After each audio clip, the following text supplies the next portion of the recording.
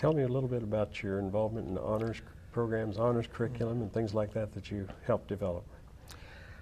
I've always been interested in teaching in two areas. One is advanced physics. So I've basically taught in upper division and graduate courses.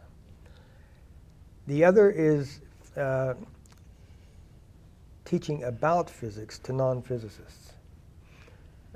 Teaching introductory physics to beginning engineers and physics majors has never been a real interest of mine.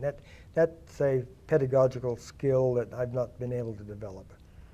But these other areas are where I've really wanted to concentrate. And so early on in my career, with the approval of Dick Stoner and the department, I began to develop courses outside of our curriculum for the general study student and in particular for the honor students. One of the first of these courses was one I called The Concepts and Social Impact of Modern Physics. And it was an honors course. And I offered it for several years, usually about a dozen honor students each year. Wonderful teaching experience. I made many friends in the process and learned a lot myself about myself. That got me into the honors program, which at that time was a fairly low-level program within the liberal arts college. Right. We had honors theses, and you could get honors credit for some classes. There was no standard honors curriculum.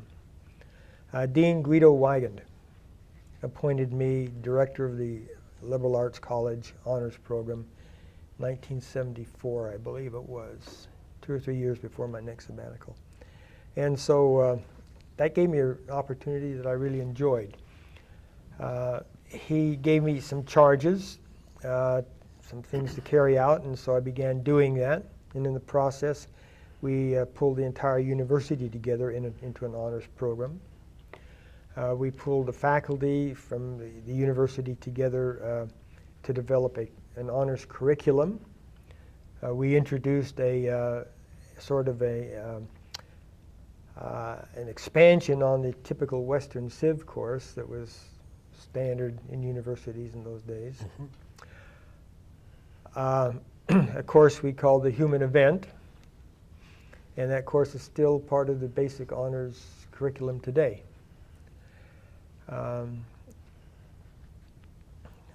We systematized a lot of things, and within 2 or 3 years that I served in that position, we had the beginnings of what then Ted Humphreys came along a few years later and turned into an honors college. And of course, we have, I think, one of the nation's best honors colleges on campus now. And it's with a certain amount of pride that I look at its structure today and see the roots that we helped establish way back then. It had to be gratifying to see that develop from that beginning. Yeah. Yeah. And again, I made an enormous number of friends from among the faculty in other departments. You know, you usually meet people in other departments either at cocktail parties or at committee meetings, and at committee meetings your association is sometimes confrontational. Mm-hmm. But here everything was cooperative.